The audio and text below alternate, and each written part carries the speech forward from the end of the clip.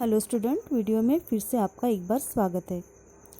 हमने हमारा जो पाठ्य पुस्तक से पाठ नंबर 3 है हिमालय की बेटियाँ, इस पाठ का हमने इसके पहले की वीडियो में वाचन किया था। आज इस पाठ में लेखक ने क्या क्या बातें बताई है ये देखेंगे। जैसा कि पाठ का शीर्षक आपको दिया है हिमालय की बेटियाँ, तो हिमालय पर्वत के बारे में आप सब जानते ही होंगे। आप कभी हिल स्टेशन गए होंगे या कभी उत्तराखंड की तरफ गए होंगे तो वहाँ आपको हिमालय के कुछ पॉइंट्स दिखेंगे। हिमालय की झलकियाँ वहाँ पर दिखाई देती है। अब पाठ में हिमालय तो पर्वत है और उसकी बेटियाँ कैसे हुई, लेखक ने ऐसा क्यों कहा है? तो लेखक ने उस पाठ में हिमालय को एक इंसान या मानव की उपमा दी है। उसको एक इंसान की तरह माना है और उसकी बेटियाँ यानी हिमालय से बहती हुई नदियाँ। तो इस पाठ में लेखक ने हिमालय और उससे बहती हुई नदियों के बारे में बताया है। हिमालय और नदियों के एक दूसरे के प्यार करने के बारे में यहाँ बताया गया है। तो हम पाठ में और क्या क्या बातें बताई है ये देखेंगे।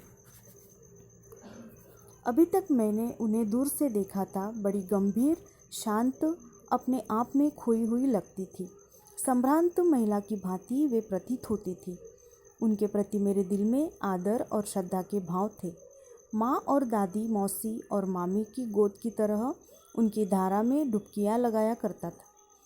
परंतु इस बार जब मैं हिमालय के कंधे पर चढ़ा तो वे कुछ और रूप में सामने थी। मैं हैरान था कि यही दुबली पतली गंगा, यही यमुना, यही सतलुज समतल मैदान में उतरकर विशाल कैसे हो जाती है। इसका उछलना और कूदना, खिलखिलाकर लगातार हंसते जाना, इनकी यह भावभंगी, इनका यह उल्लास कहाँ गायब हो जाता है मैदान में जाकर। किसी लड़की को जब मैं देखता हूँ, किसी कली पर जब मेरा ध्यान अटक जाता है, तब भी इतना कौतूहल और विस्मय नहीं होता जितना कि इन बेटियों की बाल लीला देखकर होता है। तो लेखक कहते हैं कि जब उन्होंने इन नदियों को मैदानी या समतल हिस्से में बहते हुए देखा था तो ये नदियाँ उन्हें शांत और सुशील और गंभीर नजर आ रही थी, किसी संभ्रांत महिला की तरह। इसी जल में जब लेखक डुबकियाँ लगाया करते थे तब उन्हें ऐसा लगता मानो वे दादी, मौसी और मामी की गोद में हो। नदियों को देखकर लेखक के मन में आदर और श्रद्धा के भाव थे। परंतु इस बार जब लेखक हिमालय की यात्रा पर गए तो उन्हें इन नदियों का एक अलग ही रूप दिखाई दिया। उनको यह गंगा, यमुना, सतलज नदियाँ हिमालय से गिरती हुई दिखाई देती है। अब आपको पता ही होगा कि नदियाँ जब ऊपर से नीचे की ओर गिरती है तब उसका रूप कैसे होता है। वह सरसर करते हुए नीचे आ जाती है। लेखक यहाँ पर यही कहते हैं कि इतनी तेज़ आवाज़ करने वाली नदियाँ जब मैदान में आती है तब वह एकदम से इतनी शांत कैसे हो जाती है। इनका उल्लास, इनकी गति कहाँ गायब हो जाती है। जब किसी छोटी लड़की को या किसी कली को मैं देखता हूँ तब भी मुझे इतना आश्चर्य नहीं होता जितना मुझे इन नदियों को देखकर होता है। आगे देखते हैं। कहाँ ये भागी जा रही है, यह कौन लक्ष्य है जिसने इन्हें बेचैन कर रखा है। अपने महान पिता का विराट प्रेम पाकर भी अगर इनका हृदय अतृप्त ही है तो वह कौन होगा जो इनकी प्यास मिटा सकेगा। बर्फ जली नंगी पहाड़ियाँ, छोटे छोटे पौधों से भरी घाटियाँ, बंधुर आदित्यकाय, सरसब्ज उपत्यकाएँ, ऐसा है इनका लीला निकेतन। खेलते खेलते जब ये ज़रा दूर निकल जाती है तो देवदार, चीड़, सरो, चिनार, सफ़ेदा, कैल के जंगलों में पहुंचकर शायद इन्हें बीती बातें याद करने का मौका मिल जाता होगा। कौन जाने बुढ़ा हिमालय अपनी इन नटखट बेटियों के लिए कितना सिर धुनता होगा। बड़ी बड़ी चोटियों से जाकर पूछिए तो उत्तर में विराट मौन के सिवाय उनके पास और रखा ही क्या है। अब इस पैराग्राफ में लेखक कहते हैं कि हिमालय की गोद में यह नदियाँ बाल्यावस्था में है। बाल्यावस्था इसका मतलब बचपन के दिनों की जो अवस्था होती है उसे बाल्यावस्था कहते हैं। तो हिमालय की गोद में यह नदियाँ अभी बाल्यावस्था में है, इसलिए वे वहाँ हंसती खेलती नजर आती है। वहाँ से निकलकर यह नदियाँ पहाड़ों में, गुफाओं में अपना रास्ता निकालकर अपनी बाल लीलाओं को दिखाकर जंगलों में देवदार, चीड़, सरो, चिनार, सफ़ेदा, कैल इत्यादि वृक्षों तक जब पहुंचती है तो शायद इन्हें अपने घर की यानी हिमालय की गोद की याद आती होगी और हिमालय को भी इनकी याद आती ही होगी, क्योंकि यह जो है उसकी बेटियां है। हर पिता को अपनी बेटी की याद आती ही है, ऐसा यहाँ पे लेखक कहते हैं। आगे देखते हैं।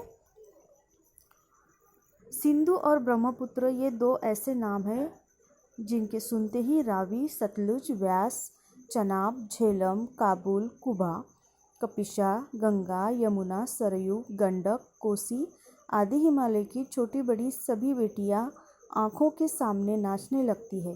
वास्तव में सिंधु और ब्रह्मपुत्र स्वयं कुछ नहीं है। दयालु हिमालय के पिघले हुए दिल की एक एक बूंद न जाने कब से इकट्ठा होकर इन दो महानदों के रूप में समुद्र की ओर प्रवाहित होती रही है। कितना सौभाग्यशाली है वह समुद्र जिसे पर्वतराज हिमालय की इन दो बेटियों का हाथ पकड़ने का श्रेय मिला। अब इस पैराग्राफ में लेखक कहते हैं कि हिमालय से निकलने वाली सिंधु और ब्रह्मपुत्र ये जो नदियाँ हैं यह मुख्य नदियाँ मानी जाती है। हिमालय से निकलने वाली कौन सी नदियाँ मुख्य मानी जाती है? सिंधु और ब्रह्मपुत्र। और इनके अलावा रावी, सतलज, व्यास, चनाब, झेलम, काबुल जिसे कुबा भी कहा जाता है, कपिशा, गंगा, यमुना, सरयू, गंडक, कोसी आदि छोटी बड़ी सारी नदियाँ अपने पिता के पास से निकलकर यहाँ वहाँ बहती है। इनको देखकर लेखक का मन और प्रसन्न हो जाता है। वह उस समुद्र को सौभाग्यशाली समझते हैं जिसे पर्वतराज हिमालय की इन बेटियों का साथ मिला है, क्योंकि सारी नदियाँ समुद्र में जाकर ही मिलती है। इन नदियों का जो पानी है वह हिमालय के पिघले हुए बर्फ़ की बूंदें हैं। मानो हिमालय के हृदय पिघलकर वह बूंदें नदियों में समा गई है। आगे देखते हैं। जिन्होंने मैदानों में इन नदियों को देखा होगा, उनके ख्याल में शायद ही यह बात आ सके कि बूढ़े हिमालय की गोद में बच्चियां बनकर ये कैसे खेला करती है। माँ बाप की गोद में नंग धड़ंग होकर खेलने वाली इन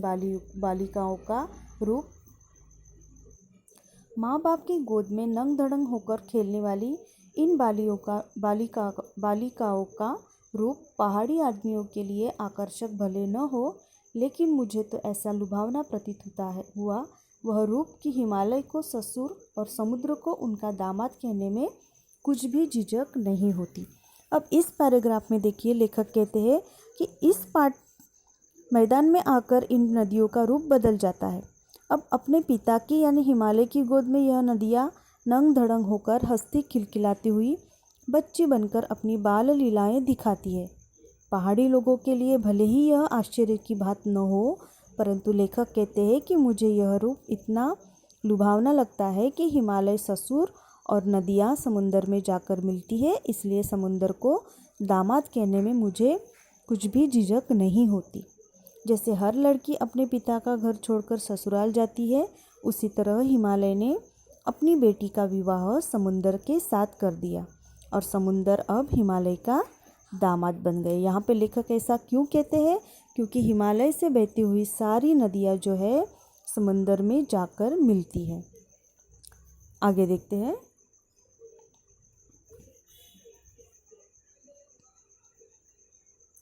कालिदास के विरही यक्ष ने अपने मेघदूत से कहा था, वेत्रवती बेतवा नदी को प्रेम का प्रतिदान देते जाना, तुम्हारी वह प्रेयसी तुम्हें पाकर अवश्य ही प्रसन्न होगी।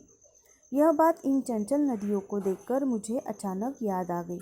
सोचा कि शायद उस महाकवि को भी नदियों का सचेतन रूपक पसंद था।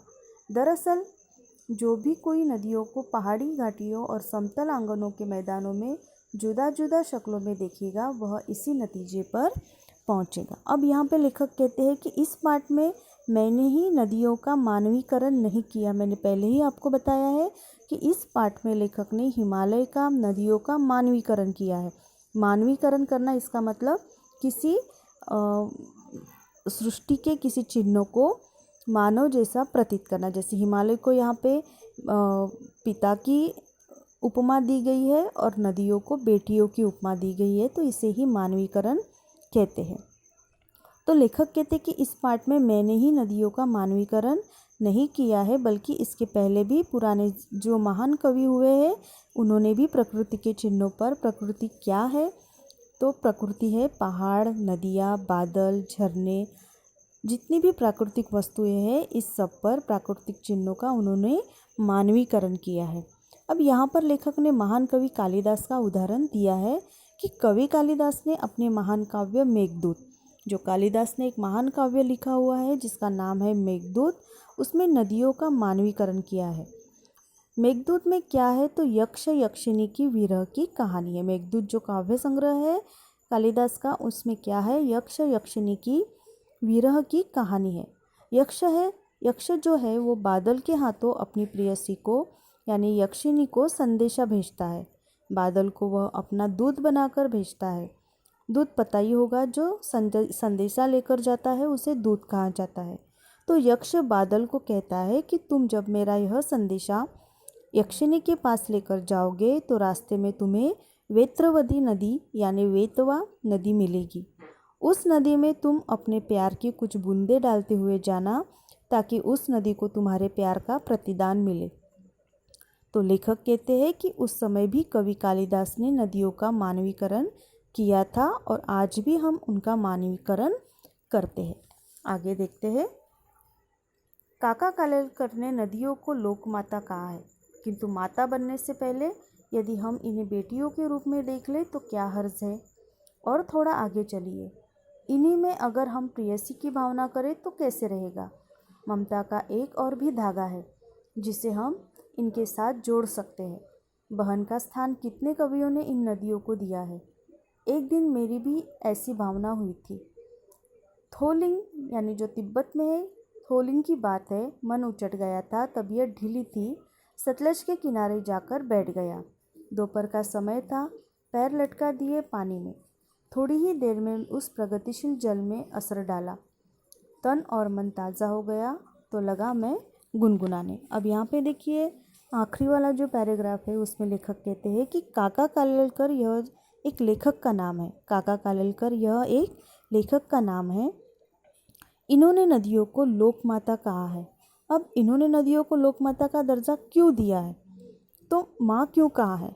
जिस प्रकार एक माँ अपने बच्चों का पालन पोषण करती है, उनकी देखभाल करती है, उसी प्रकार नदियाँ जहाँ जहाँ से बहती है, रास्ते में पड़ने वाले सभी गाँव को पानी प्रदान करती है, खेतों को हरा भरा करती है, जंगल बस्तियाँ इनका पालन पोषण करती है, क्योंकि हम सबको पता है जल ही जीवन है। यह माँ की भूमिका निभाती है, इसलिए यदि नदी को माता कहा जाता है। हम भी गंगा नदी को गंगा मैया कहते हैं। तो लेखक कहते हैं कि इन्हें सिर्फ माता क्यों कहा जाता है, उन्हें हम बेटी, पुत्री, सुता भी कह सकते हैं और प्रेयसी के रूप में भी देख सकते हैं। और एक सुंदर रिश्ता लेखक ने यहाँ पर और बताया है, वह यह कि हम उसे बहन भी मान सकती है, यानी नदियों को हम अपनी बहन भी मान सकते हैं।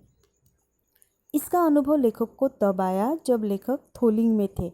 अब थोलिंग तिब्बत में है। उनका मन उचट गया था, तब वे जाकर दोपहर के समय नदी के जल में अपने पैर डालकर बैठ गए थे। उस बहते हुए जल की धाराएं लेखक के पैरों को जैसे जैसे छू रही थी, लेखक की थकावट, परेशानी सारी दूर हो गई और उनका मन तरोताज़ा हो गया। सारी थकावट दूर हो गई, मन प्रफुल्लित हो गया और इसी वजह से वे खुशी खुशी गीत गाने लगे। वह गीत था, जय हो सतलज बहन तुम्हारी, लीला अचरज बहन तुम्हारी, हुआ मुदित मन हरा कुमारी, जाऊँ मैं तुम पर बलिहारी। तुम बेटी यह बाप हिमालय, चिंतित पर चुपचाप हिमालय, प्रकृति नदी के चित्रित पट पर अनुपम अद्भुत छाप हिमालय, जय हो सतलज बहन तुम्हारी। तो ये गीत लेखक गुनगुनाने लगे। तो आज हमने पाठ में देखा कि कैसे लेखक ने नदी को सुंदर सुंदर रिश्तों में बांध दिया है। इस पाठ में लेखक ने प्रकृति के चिन्हों का इतना सुंदर वर्णन किया है। हमें प्रकृति के इन चिन्हों का आदर करना चाहिए और उनके साथ एक गहरा रिश्ता बनाना चाहिए। प्रकृति के चिन्ह कौन से मैंने बताया आपको, पहाड़, नदियाँ, बादल, झरने, वृक्ष, जंगल, ये जो सारे हैं ये प्रकृति के चिन्ह हैं। इन प्रकृति के चिन्हों का हमें हमेशा आदर करना चाहिए और उनके साथ एक गहरा रिश्ता बनाना चाहिए, जिससे यह प्रकृति हमारे साथ हमेशा हमेशा के लिए रहेगी। आशा करती हूँ आपको पाठ समझ में आया होगा। धन्यवाद।